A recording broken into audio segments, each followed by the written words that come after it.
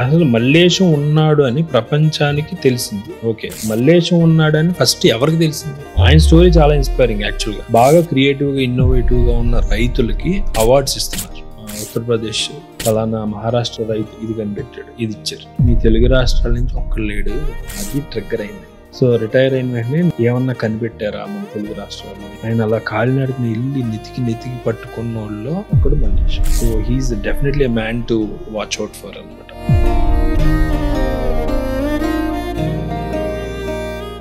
So ఈ Mallesham movie అనేది ఏదైతే ఉందో ఎక్కడి నుంచి ఇన్స్పైర్ అయింది, ఎవరి ద్వారా ఇన్స్పైర్ అయింది? మల్లేశం రీసెర్చ్లో నాకు మల్లేశం వాళ్ళ అమ్మ కోసం ఇది చేశాడు, ఆశయంత్రం చేశాడు అనేది కథ కదా. మాకు ఇన్స్పైరింగ్ థింగ్ ఏంటంటే రాజ్ గారు అండ్ ఆ రీసెర్చ్లో మాకు అనిపించింది ఏంటంటే, ఇప్పుడు ఫస్ట్ క్వశ్చన్ రాజ్ గారికి వచ్చింది ఏంటంటే, డైరెక్టర్ ఆఫ్ మల్లేశం, సరే మల్లేశం ఉన్నాడు, అసలు మల్లేశం ఉన్నాడు అని ప్రపంచానికి తెలిసింది. ఓకే, మల్లేశం ఉన్నాడని ఫస్ట్ ఎవరికి తెలిసింది? ఆ బ్యాక్ స్టోరీ ఏంటి అని ఎక్స్ప్లోర్ చేస్తే మాకు ఇంట్రెస్టింగ్ వ్యక్తి ఒక ఆయన ఉన్నారనమాట, కల్నల్ గణేషన్ అని. ఆయన స్టోరీ చాలా ఇన్స్పైరింగ్. యాక్చువల్గా అసలు అది ఒక్క సినిమా తీయొచ్చు మనం, అంత ఇన్స్పైరింగ్ స్టోరీ. ఆయనది ఏంటంటే చిన్న బ్రీఫ్గా చెప్తా. ఆయన మిలిటరీలో కల్నల్. అయితే ఆయన ఇన్నోవేషన్ అంటే చాలా ఇష్టం ఆయనకి. ఎక్కడున్న క్రియేటివిటీ, ఇన్నోవేషన్ దాన్ని ఎంకరేజ్ చేయాలని చాలా ఇష్టపడుతుంటారు. మిలిటరీలో ఉండగానే ఆయన ఏం చేసేవారంటే, ఇప్పుడు మిలిటరీ పీపుల్ రకరకాల టెర్రైన్స్లో ఉంటారు కదా. కొంతమంది కాశ్మీర్లో ఉంటారు, కొంతమంది ఎడారి ఏరియాలో ఉండొచ్చు, కొంతమంది కేరళ, ఇవాళ బెటాలియన్స్ ఇలా ఉంటారు కదా. ఇప్పుడు ఒక ఇన్స్ట్రుమెంట్, ఒక గన్ ఏదో మంచులో వాడేవాడికి ఒకలా ఉంటుంది, ఎడారిలో వాడితే ఇంకోలా ఉంటుంది, ఒక కేరళ లాంటి ప్రాంతంలో వాడితే అలా ఉంటుంది. సీజన్స్ మారుతున్న కొద్దీ దానిలో పనితనం, దాన్ని యూజ్ చేసి, సో ఆ తాలూకు ఇన్సైట్ అక్కడ ఉన్నోడికే తెలుస్తుంది. సో ఈ knowledge through out Indian military share అవ్వాలి అని ఆయన కోరిక అనమాట. అని ఎక్కడెక్కడ లోకల్ నాలెడ్జ్ ఉందో ప్రతి దాన్ని ఒక హనీబీ నెట్వర్క్ లాగా చేసి మనం చేయాలని ఆయన తప్పించేవారు. తప్పిస్తుంటే దీనికి ఏదైనా ఒక బుక్ రాద్దాం, చేద్దాం, మొత్తం ఇండియాలో మిలిటరీ బెటాలియన్స్ అన్నిటికి పంపుదాం అనేది ఆయన కోరిక. ఈయన వెళ్ళి సుపీరియర్ ఆఫీసర్కి చెప్తే వాళ్ళేమో ఇవన్నీ అవ్వవు, కష్టం అన్నారు అనమాట. లేదు సార్, నేను మామూలుగా నా డ్యూటీ అవుతుందో అదంతా చేస్తూనే ఎక్స్ట్రా అవర్స్ కొన్ని స్లీప్ నేను డెడికేట్ చేసి ఇదంతా చేస్తాను, డ్యూటీకి అడ్డం రానవును అని ఆయన చేసుకుని ఆయన వెళ్ళారు. చేసి అది ఒకటి డిజైన్ చేసి అది సబ్మిట్ చేశారు. ఫైనల్గా అది ఒక బుక్ కింద వచ్చింది అనమాట. నేను చెప్పింది ఓన్లీ గన్ గురించి, కానీ ఇంకా various things with in the మిలిటరీలో ఈ క్యాంప్లో ఏం జరుగుతుంది, ఆ క్యాంప్లో ఉన్న లోకల్ నాలెడ్జ్ని తీసుకుని అందరికీ షేర్ అయ్యేలాగా ఒకటి చేశారు అనమాట. అది బాగా సక్సెస్ అయింది. అది ఇప్పుడు ఉంది ఇండియన్ మిలిటరీలో. ఇది part of the story. Next ఏంటంటే, అసలు మెయిన్ మల్లేశం దగ్గరికి వస్తే, ఈయన ఎంత ఇన్నోవేషన్ పిచ్చి కదా ఈయనకి. వీళ్ళు ఒకసారి ఏం చేశారంటే, ఎక్కడో యూపీలోనో ఎక్కడో పలానా గవర్నమెంట్ది బాగా క్రియేటివ్గా ఇన్నోవేటివ్గా ఉన్న రైతులకి అవార్డ్స్ ఇస్తున్నారు. అక్కడికి వీళ్ళని సరదాగా పిలిచారు, మిలిటరీ వాళ్ళని సరదాగా చీఫ్ గెస్ట్ కింద అలాగా పిలిస్తే, పలానా ఉత్తరప్రదేశ్ రైతు ఇది కనిపెట్టాడు అని ఒకటి ఆడికి అవార్డు ఇచ్చారు.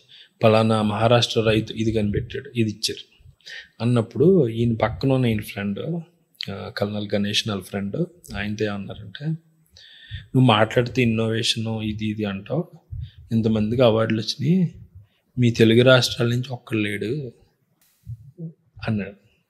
అది ట్రిగ్గర్ అయింది.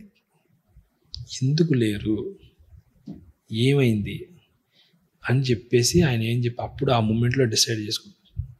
నేను రిటైర్ అయిన వెంటనే, ఆయన 2012లో ఇప్పుడు రిటైర్ అయినట్టున్నారు. సో రిటైర్ అయిన వెంటనే నా ఫస్ట్ పని ఏంటంటే, పల్లె సృజన అని ఒక మూమెంట్ క్రియేట్ చేసి, ఆయన బస్సులో వెళ్ళి ఎక్కడో చోట దిగి కాలినడకనే ప్రతి ఊరు, ప్రతి పొలం, ఫీల్డ్స్లో అన్నీ తిరుగుతూ ఎవరు ఏమన్నా కనిపెట్టారా మన తెలుగు రాష్ట్రాల్లో, ఎవరున్నారు అని ఆయన అలా కాలినడకన వెళ్ళి నెతికి పట్టుకున్న వాళ్ళు ఒక్కడు మల్లేష్. ఆయన అలాగా కనిపెట్టిన వాళ్ళకి చాలా అవార్డ్స్ వచ్చినాయి, ఇవి వచ్చినాయి. ఆయన ఆల్మోస్ట్ 350 ఎన్నో ఐడియాస్ పేటెంట్ హక్కులు పొందినాయి. ఎవరే అనుకున్నారు అవి? ఈ పల్లె సృజన అనేది ఆయన క్రియేట్ చేశారు కదా. పల్లె సృజనలో మీరు కూడా వెళ్ళొచ్చు సరదాగా. వెళ్ళి వాళ్ళకి స్కూల్ పిల్లల్ని కూడా ఇన్వైట్ చేస్తారు అక్కడికి. సికింద్రాబాద్ సమ్వేర్ అక్కడ. Military officer. ఓకే. ఆయన ఆధ్వర్యంలోనే అదొక ఇన్స్టిట్యూట్ లాగా. ఓకే.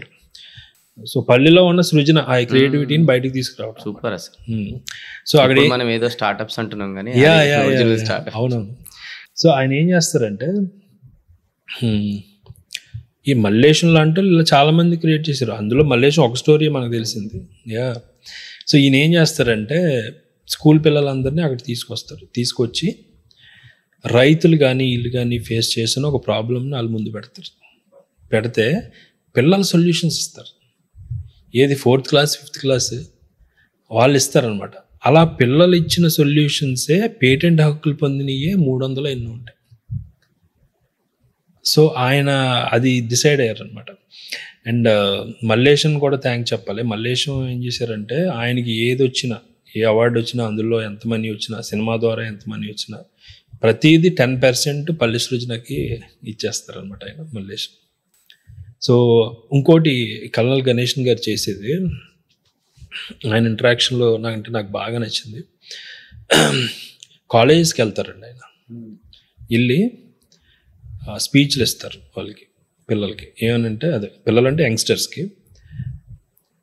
ఇప్పుడు మీరు ఇది ఇన్నోవేషన్ అని ఒక వీడియో చూపిస్తారు. పలానా ఇన్స్ట్రుమెంట్ తయారు చేశారు, ఇది ఎవరు తయారు చేశారు తెలుసా? పలానా చోట ఉన్న ఒక రైతు, మన తెలుగు రైతు. ఓకే, ఇది ఐడియా ఎవరు ఇచ్చారు తెలుసా?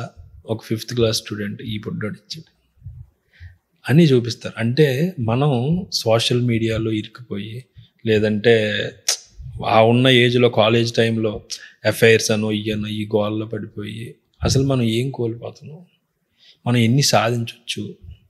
ఒక 5th క్లాస్ అబ్బాయి ఇచ్చిన ఐడియా ఇది. ఇంకో రైతు ఎక్కడో అన్ఎడ్యుకేటెడ్, అతను సొంతంగా కనిపెట్టుకున్న ఇన్స్ట్రుమెంట్ ఇది. ఇంతమంది వీళ్ళు చేస్తున్నప్పుడు మనం ఏం చేస్తున్నాం అని ఆ కాలేజ్ స్టూడెంట్స్ మోటివేట్ చేస్తారు. So he's definitely a man to watch out for అనమాట. అసలు ఆయన మీద ఒక బయోపిక్ తీయచ్చు. సో అంటే సినిమా ఇండస్ట్రీలో ఉన్న అదృష్టం ఏంటంటే each story is different. Mallesham కథకి వెళ్ళినప్పుడు నాకు ఇవన్నీ ఎంతో ఇన్స్పైరింగ్గా ఉంది. నిజంగా అలాంటి వాళ్ళతో పాడ్కాస్ట్ చేసిన ఎంతోమందికి ఉపయోగపడుతుంది. యూ కెన్ యాక్చువల్లీ నెక్స్ట్ నా మైండ్ లో రన్ అవుతున్నా, ఆయన ఎక్కడున్నా ఆయన దగ్గరికి పోయి అప్రోచ్ చేస్తాను. అసలు ఎంత మందికి ఎంత వాల్యూ యాడ్ చేసినట్టు. అవును. సో ఇలా అండి. So lot of things. మీరు ఇందాక పూరి జగన్నాథ్ వాళ్ళ ఎవరైతే ఎడిటర్ ఉన్నారో శాస్త్రాన్ని నమస్కారం చేయాలన్నారు కదా, మీరు చెప్తుంటే ఆయనకు చేయాలని అనిపించింది. అంటే నిజంగా అసలు ఆయన, మీరు ఇప్పుడు జస్ట్ ఒక 2-3 minutes చెప్పారు కానీ దీని వెనకాల అసలు ఆయన ఎంత పెయిన్ ఉంది ఏంది అన్ని విజువలైజ్ చేసుకున్నాను కూర్చొని.